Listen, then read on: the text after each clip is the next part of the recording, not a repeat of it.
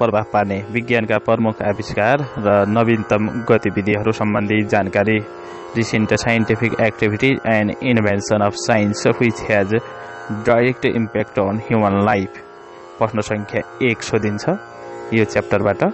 नमुना प्रश्न set number 25।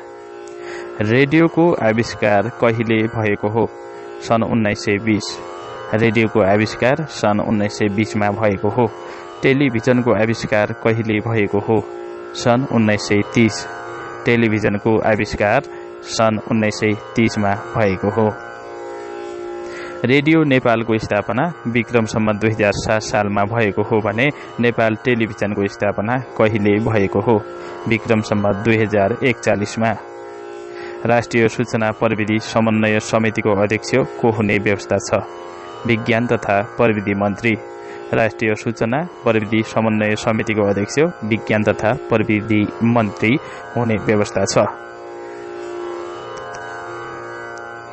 Radio micrometre ताप विकिरण नाप्ने यन्त्र हो। रेडियो माइक्रोमिटर ताप विकिरण नाप्ने यन्त्र हो।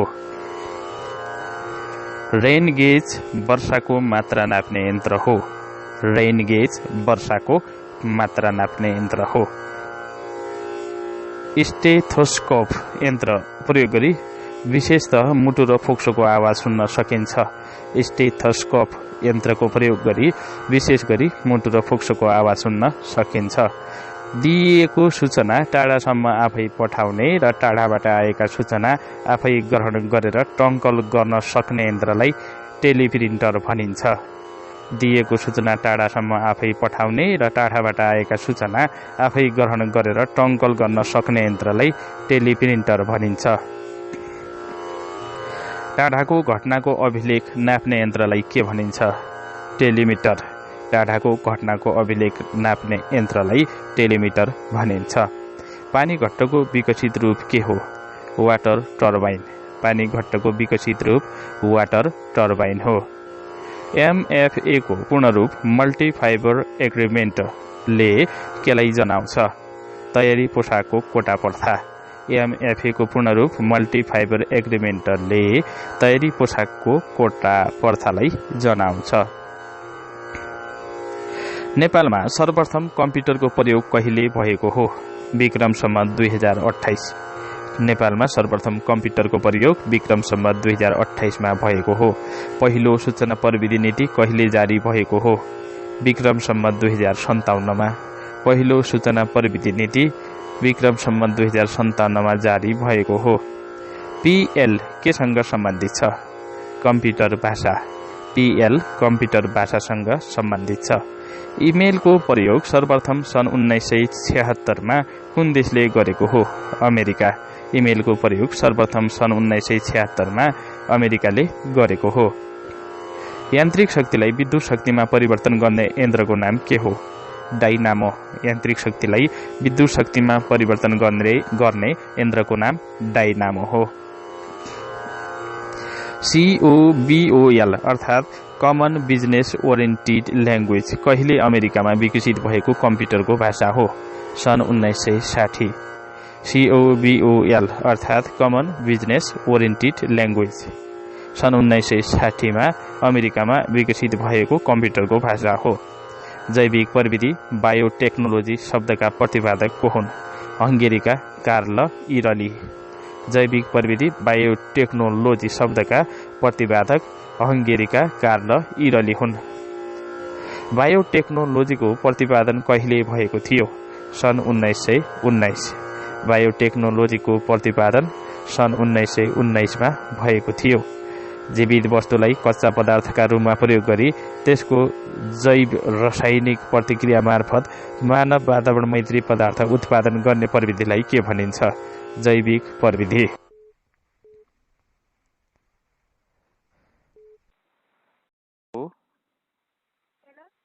हेलो। नमस्ते हजुर। ए ट्युसन साँझतिर पढाउला है? को? ए साँझतिर पढाउला ल।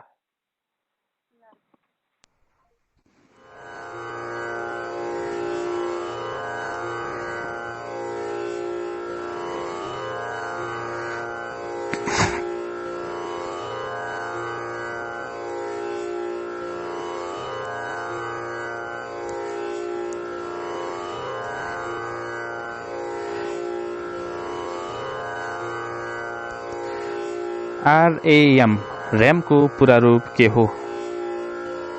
Random access memory. डाइनामोमीटर विद्युतीय शक्ति नाप्ने यन्त्र। डाइनामोमीटर विद्युतीय शक्ति नाप्ने यन्त्र हो। हाइड्रोमिटर तरल पदार्थको सापेक्षित घनत्व नाप्ने यन्त्र हो। हाइड्रोमिटर तरल पदार्थको सापेक्षिक घनत्व नाप्ने यन्त्र हो। हाइग्रोमिटर पानीभित्रको आवाज नाप्ने यन्त्र हो। हाइग्रोमिटर पानीभित्रको आवाज नाप्ने यन्त्र हो। हाइड्रोफोन वायुमण्डलीय सापेक्षिक आर्द्रता नाप्ने यन्त्र हो। हाइड्रोफोन वायुमण्डलीय सापेक्षिक आर्द्रता नाप्ने यन्त्र हो।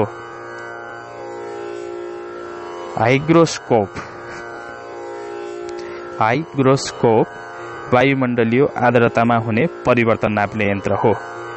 हाइग्रोस्कोप वायुमण्डलीय आर्द्रतामा हुने परिवर्तन नाप्ने यन्त्र हो।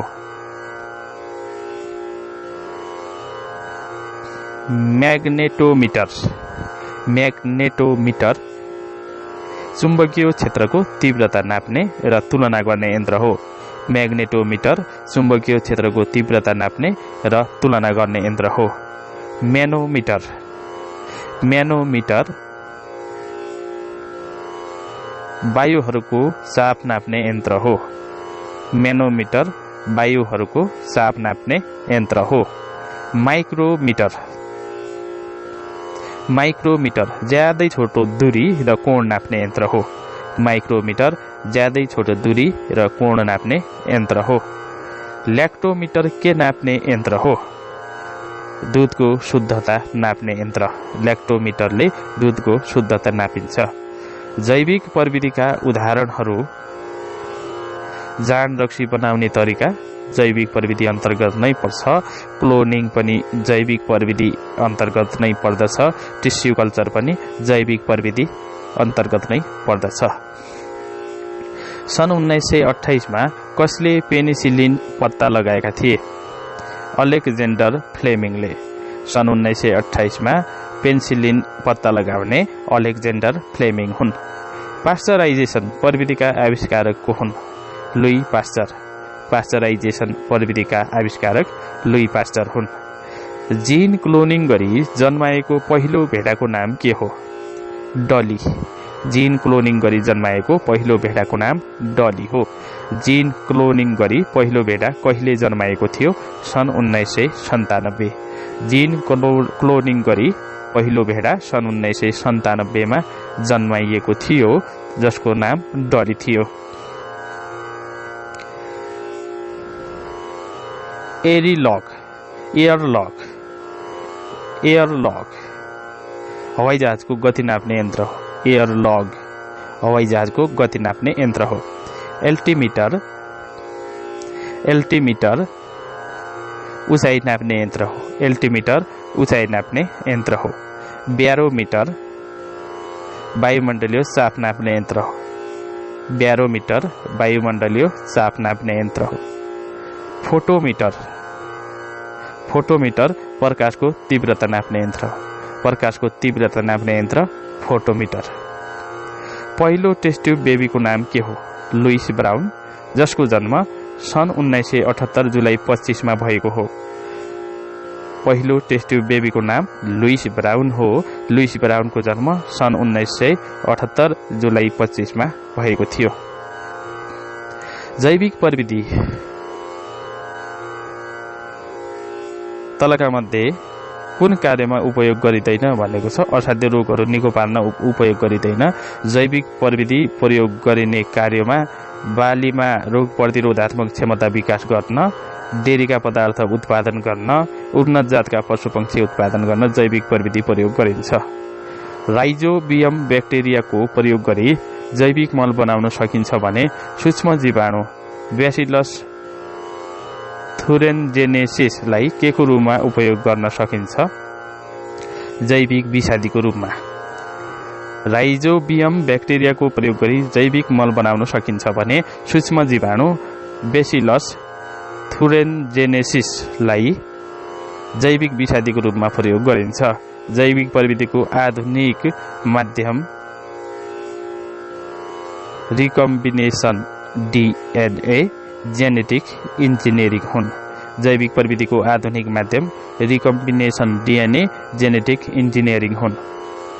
सन् 1663 मा सर्वप्रथम कोषको अस्तित्व पहिचान गर्ने वैज्ञानिक को हुन्? Robert Hooke. सन् 1663 मा सर्वप्रथम कोषको अस्तित्व पहिचान गर्ने वैज्ञानिक रोबर्ट हुक हुन्।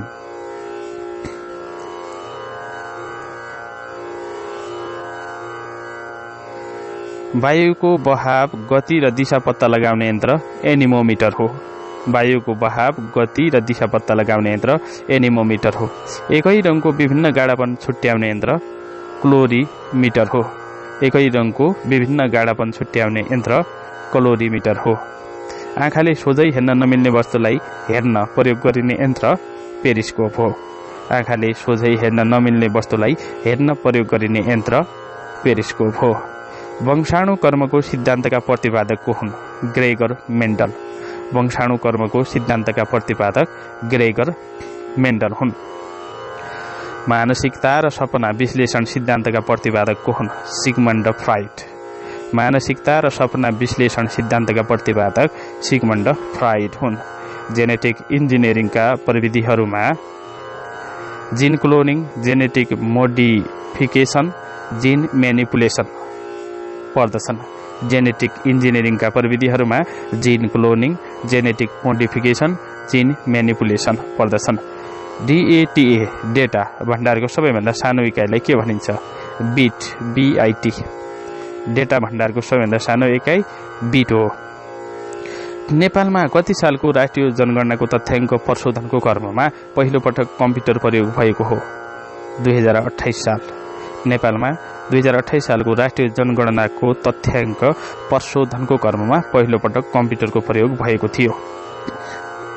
नेपालमा प्रयोग भएको पहिलो कम्प्युटरको नाम के हो? IBM 1401।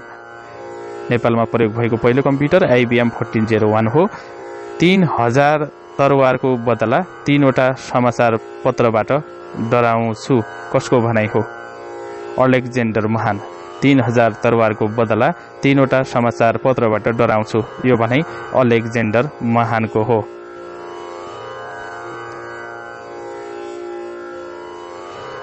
चार बिट्समा एक निबल। 4 बिट्सको एक निबल हुन्छ, NIBBLE BITS। 4 बिट्सको एक निबल हुन्छ। 8 बिट्सको एक बाइट हुन्छ। 8 बिट्स इक्वल्स टु 1 बाइट। 16 बिट्सको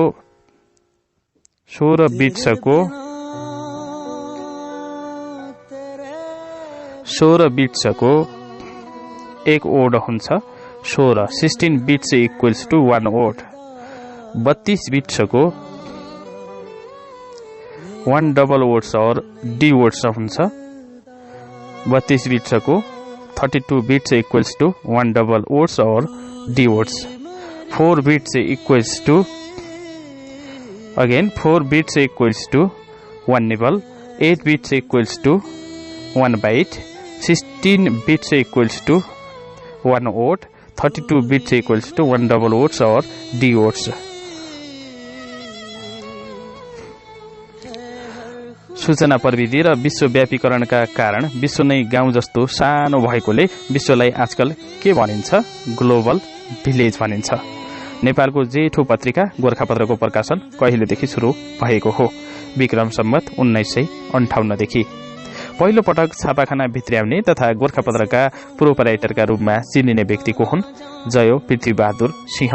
सूचना सञ्चार प्रविधिको क्षेत्रमा कुन प्रविधिबाट डेटा प्रसारण गर्ने विधि? ब्लुटुथ हो। इन्टरनेट प्रविधि। सूचना सञ्चार प्रविधिको क्षेत्रमा कुन प्रविधिबाट डेटा प्रसारण गर्ने विधि? ब्लुटुथ हो। इन्टरनेट प्रविधि। डेटा भण्डारणमा प्रयोग हुने इकाइहरू बीचको सम्बन्ध हेरौं। 1024 बाइट्समा 1 KB हुन्छ। 1024 बाइट्सलाई 1 KB अर्थात् 1 KB मा 1024 बाइट चाहिँ हुन्छ।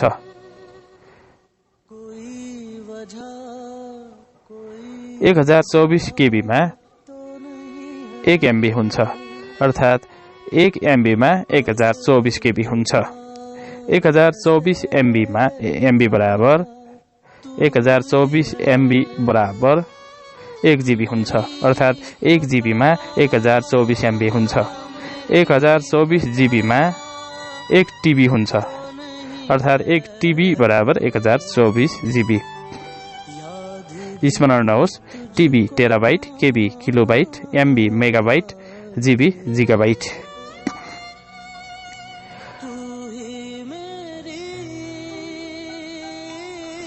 तापको गतिवादी सिद्धान्त का प्रतिपादक तापको गतिवादी सिद्धान्तका प्रतिपादक केल्भिन हुन्। विकासको सिद्धान्तका प्रतिपादक चार्ल्स डार्विन हुन्। सापेक्षिक घनत्व र लिबरको सिद्धान्तका प्रतिपादक आर्किमिडीज हुन्। परमाणु सिद्धान्तको नियमका प्रतिपादक जोन डाल्टन हुन्। परमाणु सिद्धान्तको नियमका प्रतिपादक जोन डाल्टन हुन्। यी फ्याक्ट्स भनेको के हो? Electronic facts.